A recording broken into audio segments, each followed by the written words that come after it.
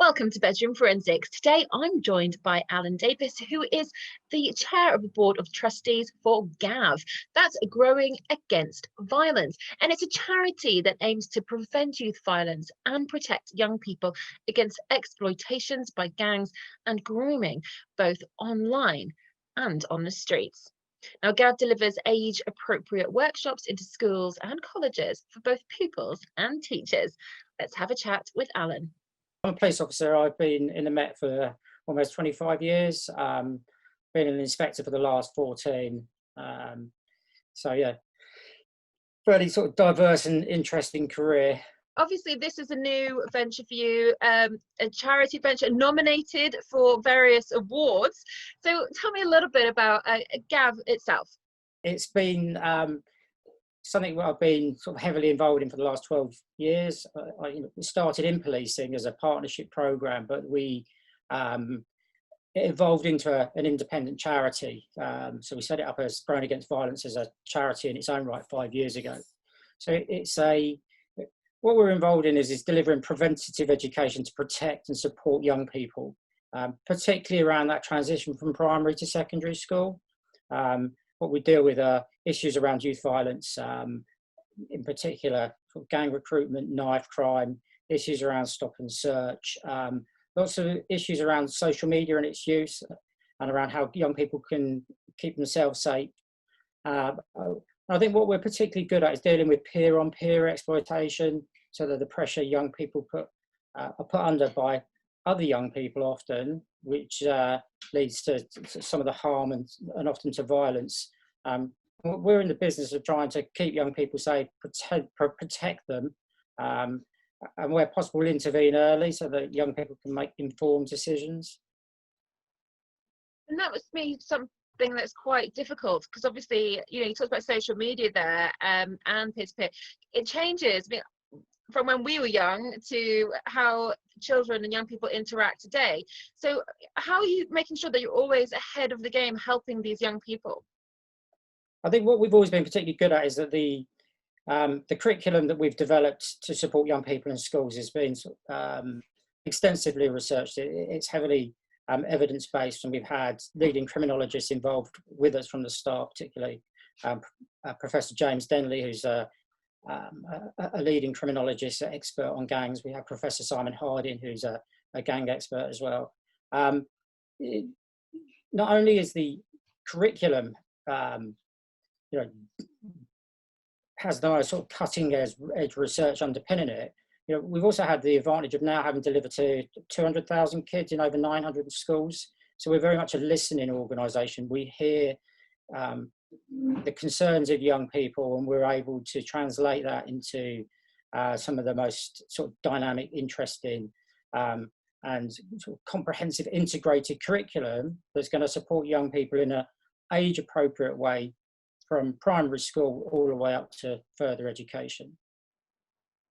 And when you started out, back at 12 years ago, as you already said, was it a kind of reactive? Was there a reason why this needed to be so powerful that now it's gone to so many young people? Yeah, so my background at the time, I was running a gangs unit in Lambeth, and it was at the height at the time of youth violence. We had significant number of young people being killed. I could see from the work that we were doing on the streets, so how much of that was driven by gang dynamics and around the pressure young people were under to join and become involved in gang culture. There's only so much you can do through enforcement.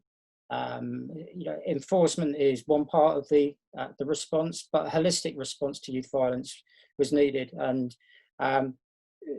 it's the old adage, prevention's better than cure. So what we wanted to do was to intervene early, is to try to give young people the information they need at the stage of their life when they're most likely to become gang involved. And evidence suggests, and all of the work we were doing would indicate that it's particularly around that transition, the year 6, year 7, as young people move from the small, safe environment that primary school offers to the large less friendly secondary school where they need to fit in, and there's considerable pressure to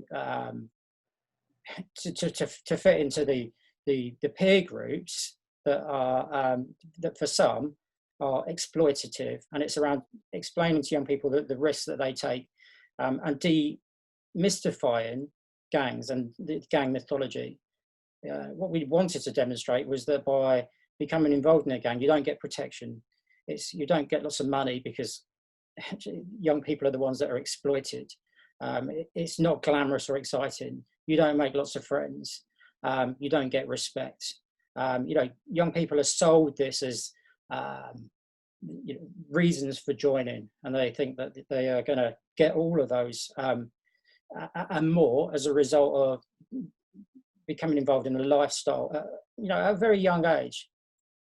It was our job, I very much think, to have those informed discussions with young people when they're making those choices. It's a sad reality that they're under pressure to become involved, and they are actively recruited at early ages because they have a specific function to play within the gang dynamics, because they're exploitable. Gangs need recruits, they need people to take the risks, and they start early. And realistically, they are kind of throwaway people to these larger gang members, or whoever's in charge.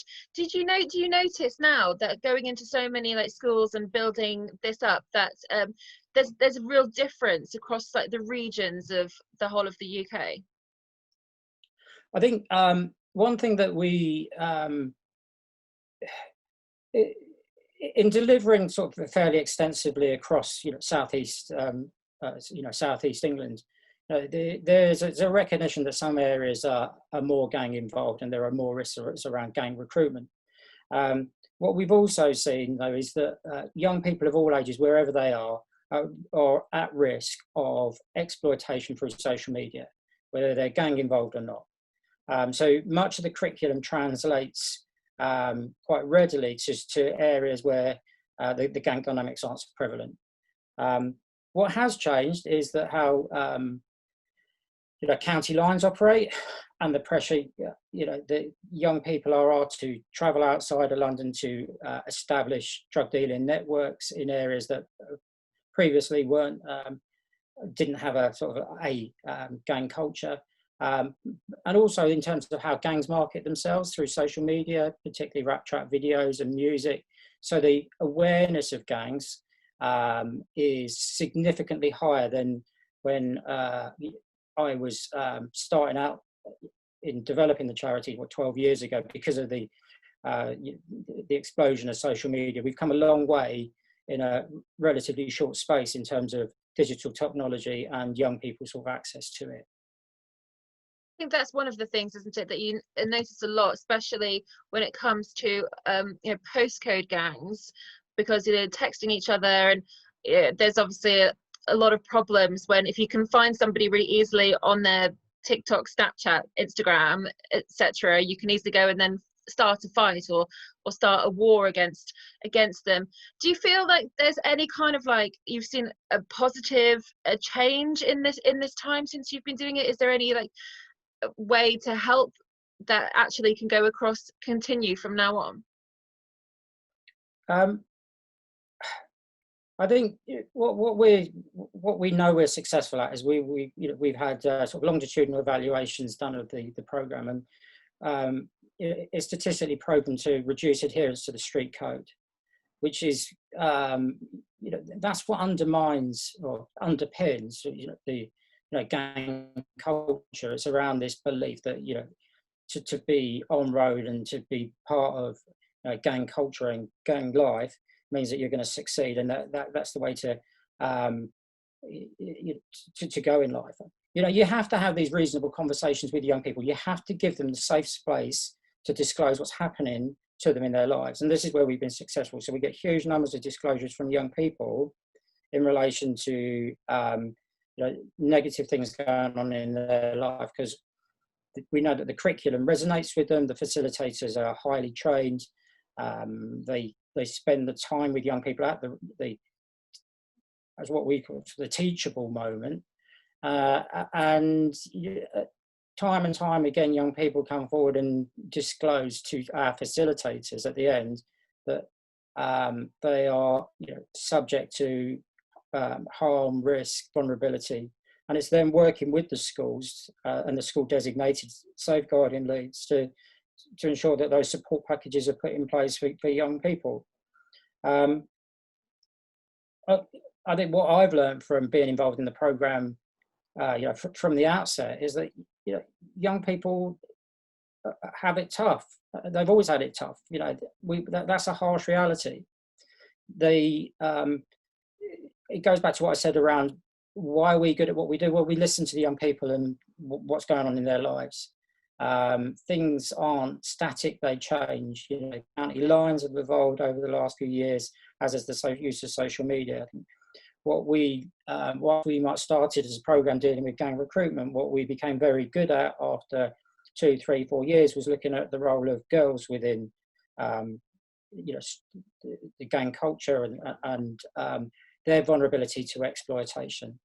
You talk about young people being or young children being disposable, and we demonstrate in some of our sessions how the gangs are very much age based in terms of how things work and around where power sits and about risk going one way and reward going the other.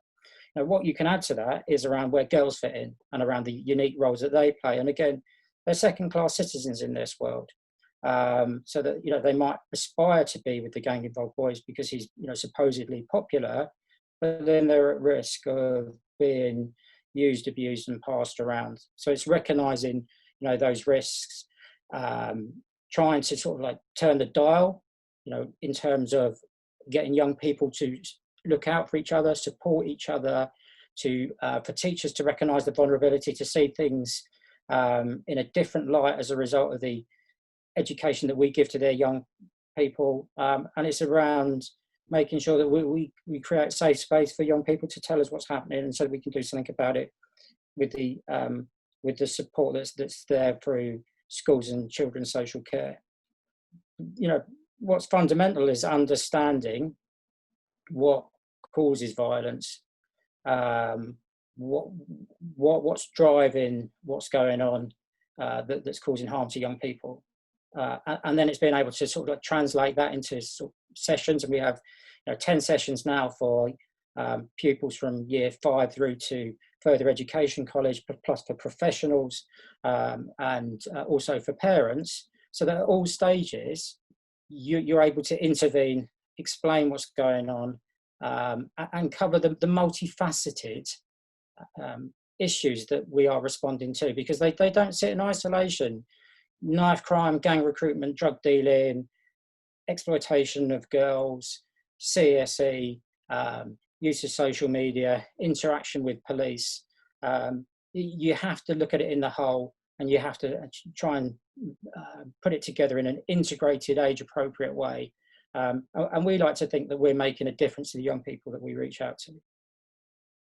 It also sounds like you're offering them a little bit of therapy, really, because it seems like a lot of young people who go into violence, the extremists as well, put under that, and potentially drugs and knife crimes, they're looking for something, you rightly say, that they're missing. And sometimes that can be the fact that they don't have a strong support network of a family, or the family's there but it's not quite giving them what they need.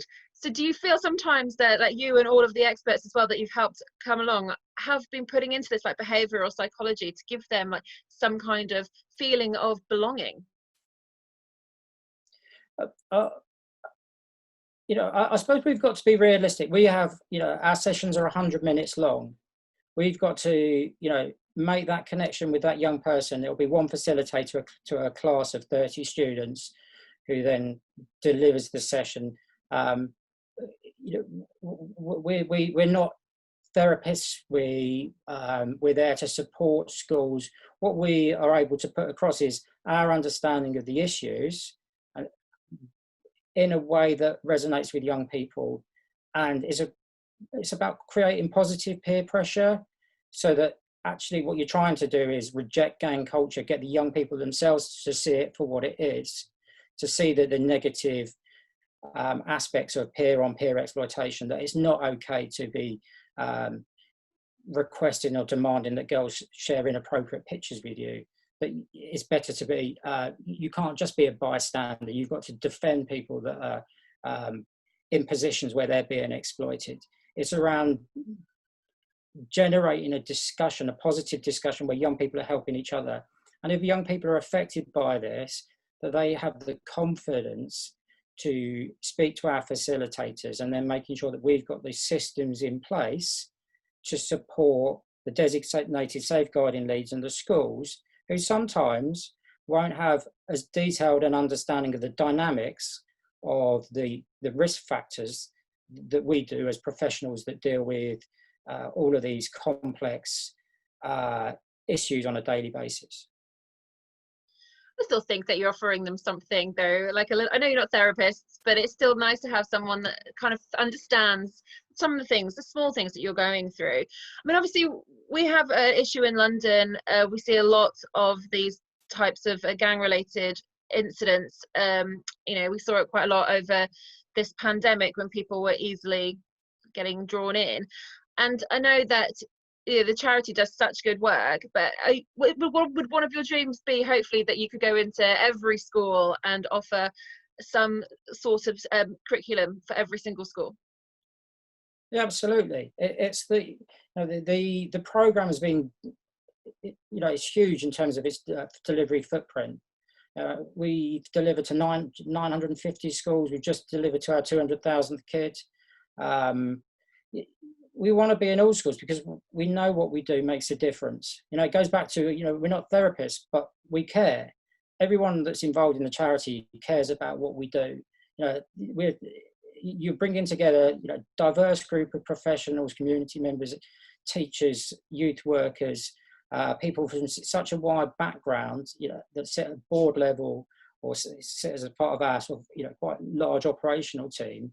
And I've never been involved in an organisation where there's so much passion and shared desire to make a difference. And we know we make a difference because every day, you get the feedback from the teachers. You see the reaction of the young people as they're as they come in with their arms crossed and their hoods up, and look at us as if we don't know what we're talking about. And then after 10 minutes, you start breaking down those barriers. And then at the end, 100 minutes into the session, they're telling our facilitators some of their biggest concerns, because there's a lot of gang recruitment out there. There's a lot of trauma that young people are experiencing. They might have been victims, or they will have seen things that young people should never have seen.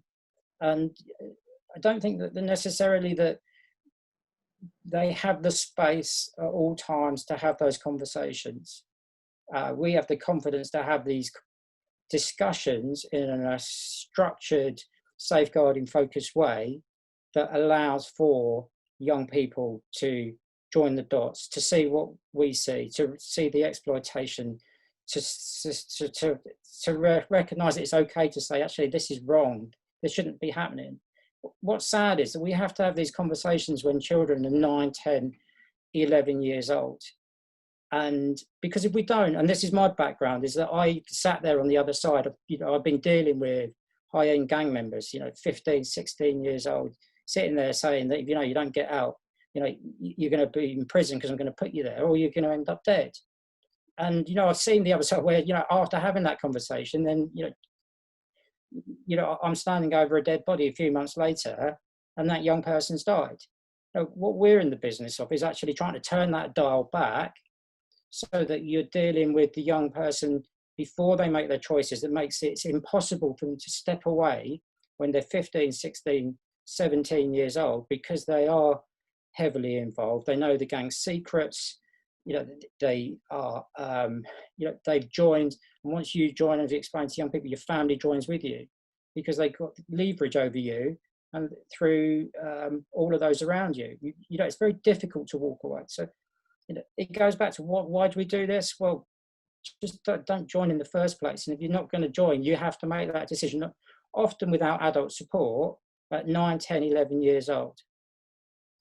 It's absolutely disgusting how young that they go after to make sure that they can, like, hide away and go undercover and all of these things that they make young people do.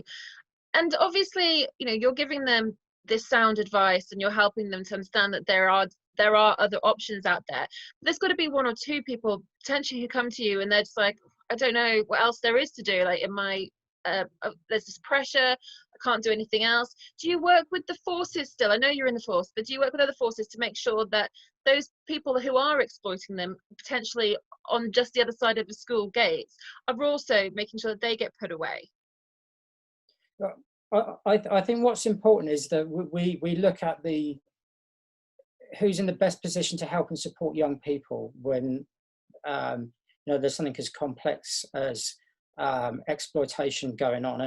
And for us, it very much sits with is having that conversation with the schools, and the schools provide excellent support through their safeguarding processes. Now, where we come in is, as I said, in terms of, I think is very good at identifying vulnerability, because we see young people on a daily basis, and the facilitators are very good at picking up on those telltale warning signs from the disclosures that are made and from the conversations that they have with young people, so they can spot risk. I think it's them framing that so that the schools recognise what might be hidden in plain sight in front of them. And then it's working with the schools. We often work at a borough level or a county level, where we'll be working in almost every school in that borough or county, which I think is a really good way in terms of being able to prioritise your delivery where it's most needed. It's about being able to feed back to those at commissioners what the young people are saying, what the risks are. I think in our experience that the teachers often, as I said, won't spot the vulnerability in the way that our facilitators will. They don't recognise those subtle warning signs about the music that kids are listening to, who's influencing them, around the conversations that are had around drugs, county lines, whatever it might be. So they won't pick up on the nuances that the facilitators will do. It's then about working at a school level. It's around supporting the designated safeguarding leads. It's around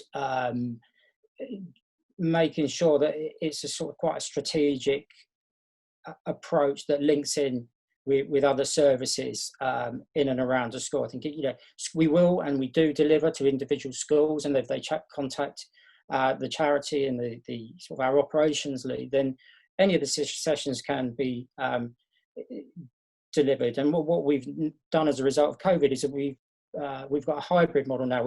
We're delivering in the schools. We've actually delivered to more schools in the last 8-9 weeks than we had done the same time last year. It just goes to show the level of demand. I think it's the best part of 100 schools already this term that we've been into, thousands and thousands of kids. What we're now in a position to do is to deliver remotely as well. And I think this is a significant change, because it means that we can deliver anywhere in the country. It's making sure, though, that the safeguarding support that goes with the sessions is still there, despite the fact that the facilitator isn't present in the classroom. And that's making sure that we work hand in glove with the school teachers, and that that support is provided before and after, because it's so much about what we do is a safeguarding response to support young people.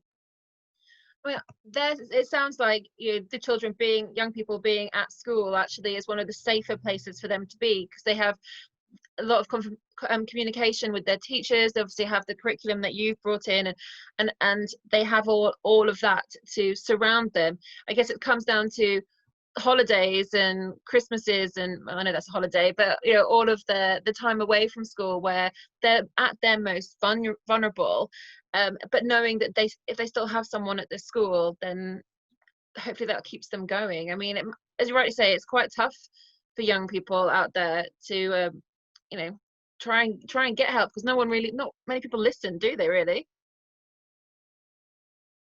No. I mean, sort of going back to, where this program started, several years ago, is we recognise that school is a safe place for young people. That there's a difference between, when we do our professional training, the so-called school gangster that thinks they're tough and acts big in school, compared to the street gangster who doesn't need to act tough because he's already made a name for himself. He has that level of respect that he's going through the use of sort of his criminality and his violence. And I use that word he because it is a very gendered environment. So it's far more likely to be a boy, because, the power dynamics that sit within the gang environment. So the gang members don't have to play up in the school environment. They go there, they get their head down. It's a safe place compared to what they have to deal with out on road. These are sort of dangerous environments for them. They're constantly in fear, looking over their shoulder, don't know who to trust. Yeah, what we're talking about here is children, 15, 16 years old, as tough and as vicious as some of them can be. They're still children.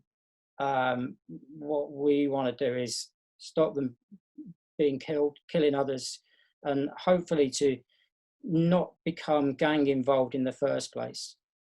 Because if they do, they significantly increase the risk to themselves, their family, and to others. Absolutely. And that's, you said when you were speaking to them from the other side of the table and you were telling them this could be their life. I mean, I don't know if you want to get into this, but I always think that it's also kind of, in a way, mainstream media's fault, in a sense, because all you ever see are these former gang members who might have been to prison and they've done all this terrible stuff, and even though they're like, I would never do it if I had the choice again, they do kind of brag, and they're like, well, I had all the drugs, I had all the money, I had everything I wanted, and then I just accidentally got caught one day and then I've been in prison. And that's the kind of narrative I think needs to stop. It needs to be people who have come from the same background as you have, and then said, oh, look at this guy, he's a doctor, he's a lawyer, he's a great member of society, and we should be encouraging these people to come and stand forth rather than listening to former gang members. Or is that just me going off on a tangent? No, I think what I would say is that we've got some great people that are involved in our charity, who's been facilitators with us for a very long time, who I would describe as they've seen they've been there, but never been involved, lived around it. There's so many good people that in and around what takes place that can't speak out, that feel passionately that the violence, the threats, the intimidation is wrong, and they don't want it in their community. So we've got a very diverse group of facilitators. What's common for all of the people that deliver our sessions is it's not about their life story. They can add to it. We've all got different backgrounds in terms of where we come from, our professional experiences. The one feature that everyone has in common is they care about young people, that they want to make a difference, that they're there to deliver an evidence-based session with fidelity, but it's not about them. It's around the messages that we need to get across. They'll add their own flavour to it. But we've still got some absolutely great people that are great role models, but never become involved. But they feel passionately, this is their life's work, that they want to keep young people safe. For me, that's a model that I think works for us. 100%. The community makes the person, doesn't it? Where you're from and how people come around you really is strong. And I think that's also why a lot of people fight for schools and after school activities and youth clubs and everything, and it sounds like everything that you're doing is also a real benefit, because it's bringing those people to remind the young people that these guys are out there. They want to look out for you too. And it's very exciting news about everything going online. When are you going to start doing those remote sessions? Oh, they've already started. They're going extremely well. We put a lot of work into it. So that if you look on our YouTube channel, you've got during lockdown, the first lockdown, we created 4 short 10-minute clips to give people during lockdown an insight into what we do and to get some of those preventative messages out there while they were so needed. So please go and have a look at our YouTube channel. But now the sessions themselves are available to be delivered virtually. But the face-to-face delivery continues, and we think it's such an important part of what we do. It's about developing that relationship, building that relationship with young people, going back year on year. You said earlier, should we be in every school? We should be in every school. We have a curriculum that works, but it's around actually the curriculum works particularly well if you deliver it from years 5, 6, 7, 8, 9, 10, 11, up to knife crime sessions for further education colleges.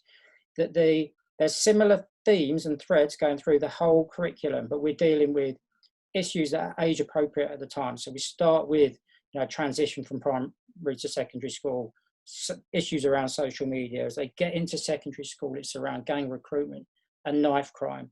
We're then talking about stop and search and the relationship young people have with police. The programme is statistically proven to increase confidence of young people in police, despite there being no police officers in the classroom. Then we're talking around sexual exploitation and sexual violence. And you're having conversations at year 10, 15-year-olds around multiple perpetrator rape scenarios. And it's some of our best sessions, and it's around the vulnerability of girls to sexual violence in particular, although they're not the only victims in